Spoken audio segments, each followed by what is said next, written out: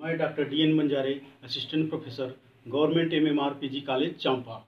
आज आपको मुगल काल में नए व्यापारिक वर्गों का उदय, MA फोर्थ सेमेस्टर, मुगलकालीन भारतीय राजनयन एवं अर्थव्यवस्था की इकाई 5 के बारे में इस वीडियो के माध्यम से अवगत करा रहे हैं।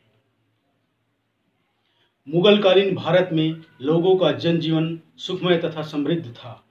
उद्योग धंधों का विकास बहुत तेजी से हुआ।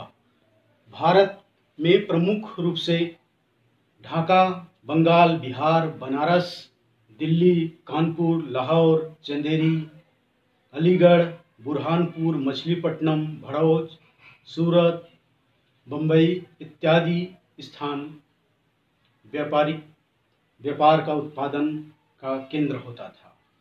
भारत की विदेशी व्यापार फारस, चीन, पूर्वी अफ्रीका, रूस और पश्चिम यूरोप से होता था। मुगलकालीन नगर अपने उद्योग व्यापार के दृष्टिकोण से विशिष्ट स्थान रखते थे। व्यापारिक दृष्टिकोण से आवागमन यातायात के संचार का प्रमुख साधन था। जहां जैसे जैसे आवश्यकता पड़ती थी, व्यापारिक वर्ग उसकी पूर्ति करते थे ताकि आवश्यक वस्तुओं का संतुलन सही ढंग से हो सके। मुगलकालीन समाज में व्यापारी वर्ग की विशेष भूमिका रही है। मुगलकालीन सम्राट ने व्यापारियों की सुविधाओं को ध्यान में रखकर जगह जगह सराएं, धर्मशालाएं बनवाए गए। सड़कें चौड़ी हुआ करती थी। व्यापारियों की सुरक्षा के दृष्टिकोण से सैनिक, गुप्तचर वर्गों का विशेष रूप से योगदान था, जो सुरक्षा का दायित्व होता था। नगरीय क्षेत्र में शिल्प उद्योग, काष्ठ उद्योग, चर्म उद्योग और विभिन्न प्रकार के कारीगर वर्गों का उदय हुआ, जो व्यापारिक वस्तु निर्मित करते थे। मुगल सम्राट के शासनकाल में उद्योग धंधे विकसित रहे।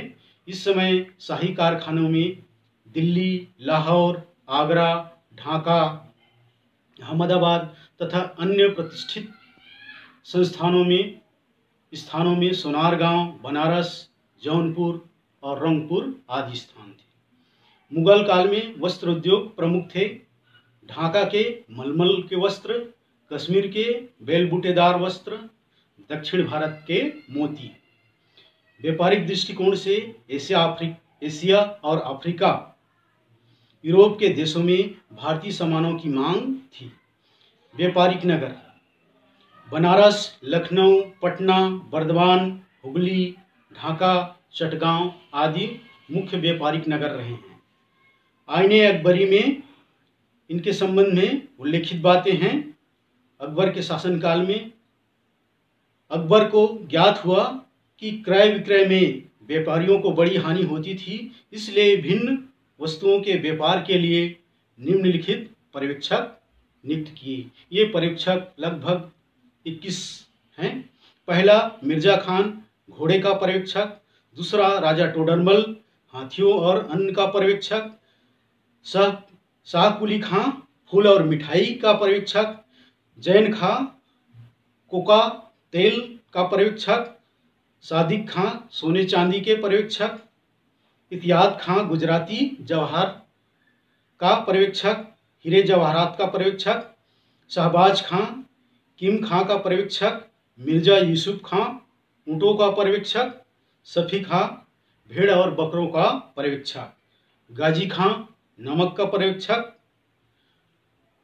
खमसूद खां, कवचों का पर्यवेक्षक। कासिम खां, मादक पदार्थों का पर्यवेक्षक। हाकिम अब्दुल्ला, मध्य का। अब्दुल मसद, चमड़े की चीज़ों का। नौरंग खां, रंगों का। राजा बीरबल, पशुओं भैंसों का। शेख जमाल, औषधियों का पर्यवेक्षक। जकीब खां, पुस्तकों का। लतीफ़ ख्वाजा, शिकारी पशुओं का पर्यवेक्षक। हबीबुल्ला, शक्कर का।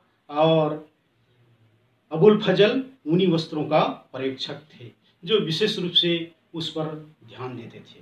मुगलकालीन प्रमुख व्यापारी, पहला थोक व्यापारी, जिसको सेठ, बोहरा, मोदी कहा जाता था। दूसरा खुदरा व्यापारी, जिसको पारी, वानिक कहा जाता था।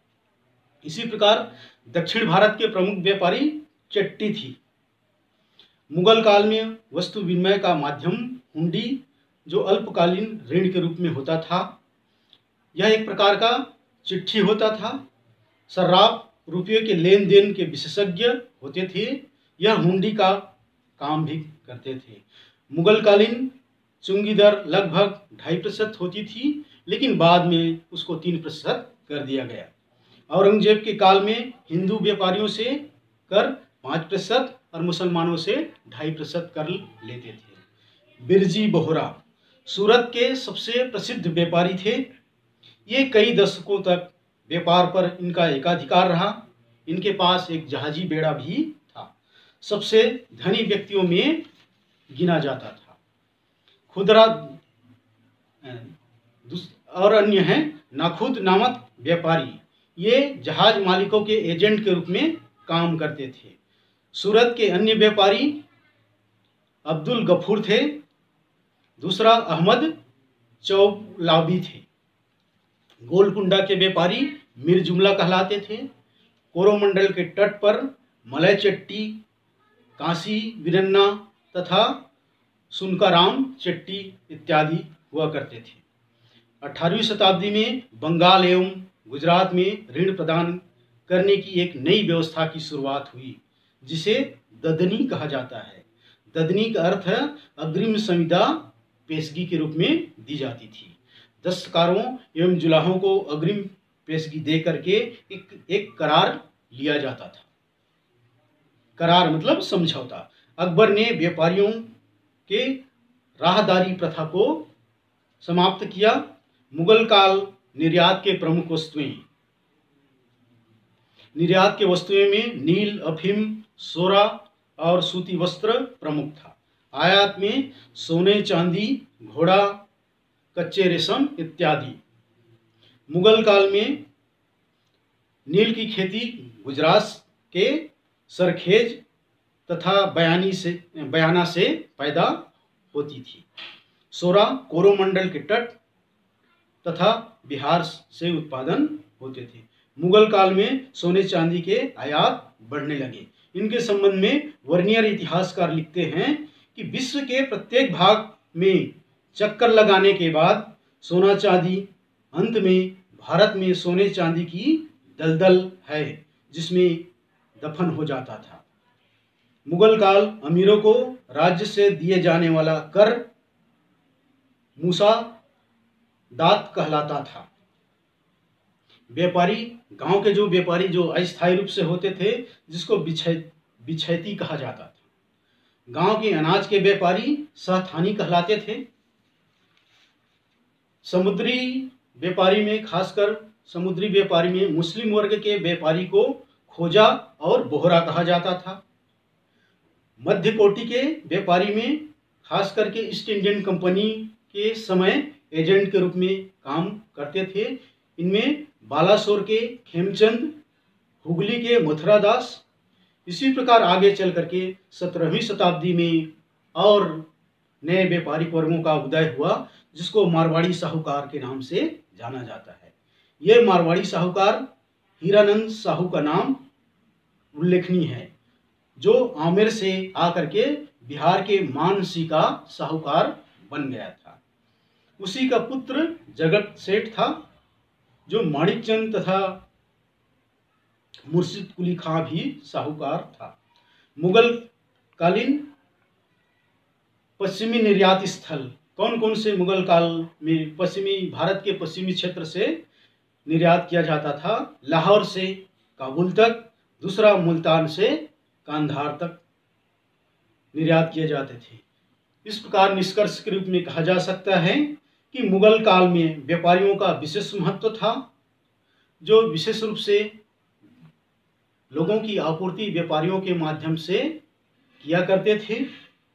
खासकर अकबर के शासनकाल में फल सुगंधित वस्तुएं काबुल, कंधार और कश्मीर से बड़ी मात्रा में लेकर के आते थे और पूरा सारा व्यापारी और दुकानदार के भंडार भरे होते थे और बाजारों में सामंतों और कुलीन उच्च वर्गों की आपूर्ति आसानी से की जा सकती थी। इस काल मुगल कालीन भारतीय समाज में व्यापारिक वर्गों का विशेष रूप से योगदान रहा। Thank you.